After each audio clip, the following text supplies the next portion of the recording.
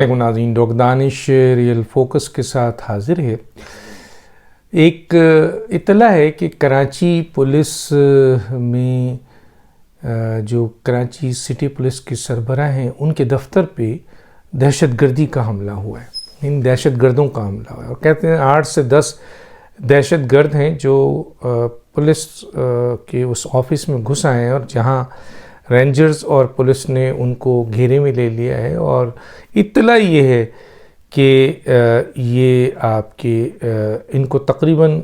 Firing جاری ہے، لیکن کافی حد تک ان کو آئسولیٹ کر دیا گیا ہے، اور ہمیں امید ہے کہ انشاءاللہ پاکستان کے یہ سیکورٹی فورسز، رینجرز اور پولیس جو ہیں ماضی میں بھی بڑی دہشت گردی کو انہوں نے جڑ سے اکھاڑ کے پھینکا ہے۔ اور ظاہر ہے لوگ کہتے ہیں کہ شاید یہ انٹیلیجنس کا فیلئر ہے۔ میں یہ سمجھتا ہوں کہ عوام کو اس چیز کا اندازہ ہی نہیں ہے کہ شاید 100 ایسی دہشت گردی کی کارروائی ہونے والی ہوتی ہے، اور اس میں سے 98 کارروائی انٹیلیجنس رپورٹ کی بنیاد پر ختم کر دی جاتی ہے۔ ابھی پچھلے دنوں ہمیں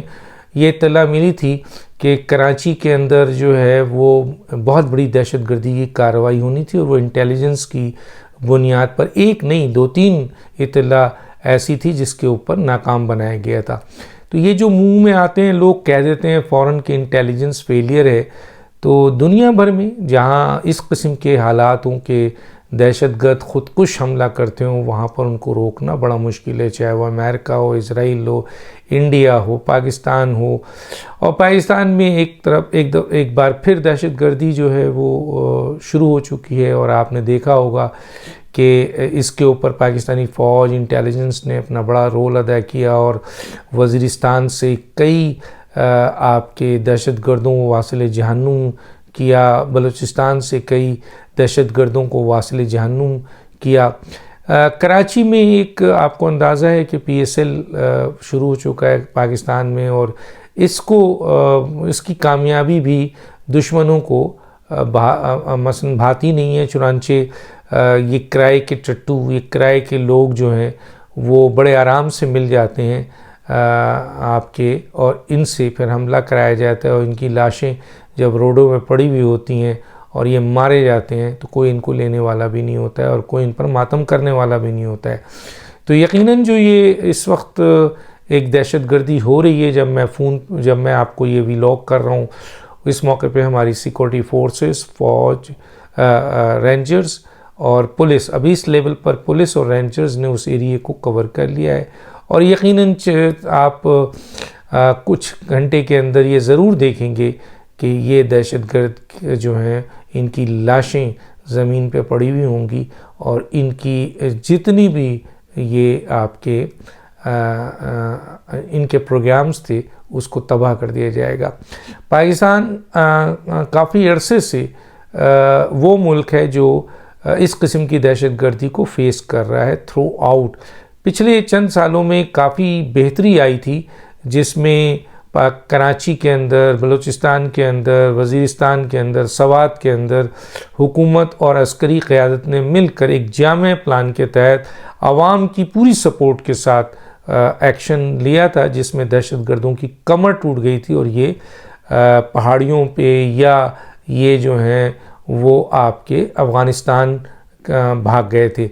لیکن دیکھنے کو یہ آ رہا ہے کہ پھر ایک منظم سازش کے تحت، کیونکہ ایک طرف پاکستان کو معاشی مسائل کا شکار کر دیا گیا ہے، انٹرنل یہاں پر عدم سیاسی آپ کے استحکام، افسوس کی بات ہے کہ یہ سیاسی عدم استحکام اس وقت ایک سیاسی جماعت لے کے آئی ہوئی ہے، اور اس کا نام PTI ہے، اور عمران خان اپنے ذاتی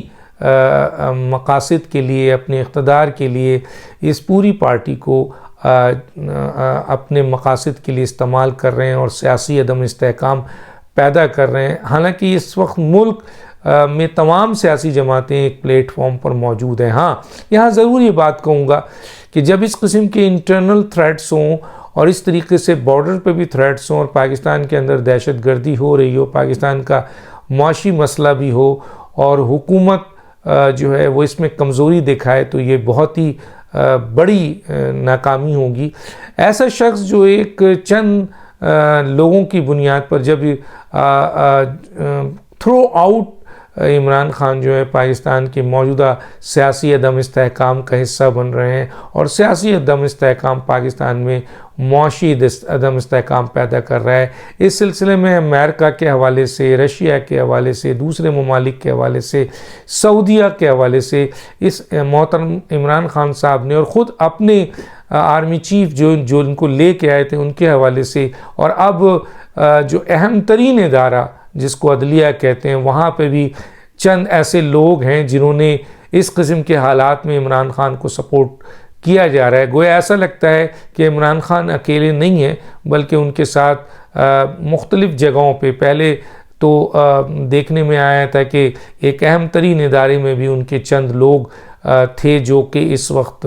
ان کا کردار ختم ہو چکا ہے، لیکن اہم ترین ایک اور ادارہ نظر آ رہا ہے۔ ماضی میں اس ادارے میں عمران خان کو آؤٹ آف وے جا کے سپورٹ کیا اور عمران خان کو ایک ایسی جگہ پہ لا کے کھڑا کر دیا جس کی بنیاد پر آج پاکستان کی تباہی سامنے نظر آ رہی ہے۔ اللہ نہ کرے میرے منہ میں خاک، لیکن پاکستان کو معاشی مشکلات اور سیاسی مشکلات، آئینی مشکلات، قانونی مشکلات میں ڈال دیا گیا ہے، گورننس کے معاملات میں ڈال دیے گئے ہیں، اور یہ عمران خان کو اس ادارے کی طرف سے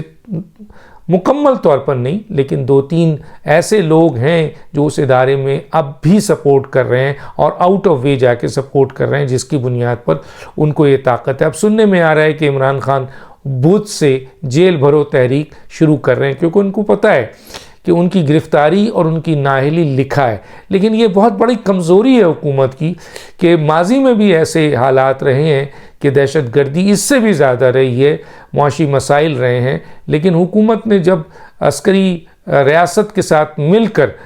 پاکستان مخالف، چاہے وہ دہشت گرد ہوں، چاہے وہ معاشی دہشت گرد ہوں، چاہے وہ سیاسی عدم استحکام پھیلانے والے ہوں، چاہے وہ کوئی اور ٹولز جس کی بنیاد پر قومی سلامتی کو خطرہ ہو، وہ کرنے کی کوشش کرتے ہیں، ان کا سختی سے جواب دیا گیا ہے۔ اور اس موقع پہ اگر عمران خان کو ان کی ان تمام حرکتوں کی بنیاد پر، تمام آپ کے قومی سلامتی کے خلاف، اداروں کے خلاف، پاکستان کے خلاف، معاشیت کے خلاف، ان تمام چیزوں پر کئی کیسز ان کے اوپر ہیں، اگر موجودہ حکومت نے ایکشن لے لیا ہوتا، ان کی گرفتاری کر لی ہوتی، تو ابھی یہ سیاسی عدم استحکام بھی نہیں ہوتا، اور اس سیاسی عدم استحکام کو دیکھتے ہوئے دہشت گردی بھی نہیں ہوتی، اور ظاہر ہے یہ دونوں ایفیکٹ کر رہے ہیں پاکستان کے معاشی ماحول پہ جو آلریڈی اس وقت مسائل کا شکار ہے۔ اس لیے جو امپورٹنٹ بات ہے وہ یہ ہے کہ پاکستان کی حکومت کو، ریاست، دونوں کو فیصلہ کرنا پڑے گا کہ زیرو ٹالرنس کرنا پڑے گا، چاہے وہ عمران خان ہو، چاہے وہ کوئی اور خان ہو، چاہے وہ تحریک طالبان پاکستان ہو، چاہے وہ کوئی اور گروپ ہو، اس سلسلے میں کہ پاکستان کے معاشی دہشت گردوں کو، سیاسی دہشت گردوں کو، آئینی دہشت گردوں کو بھی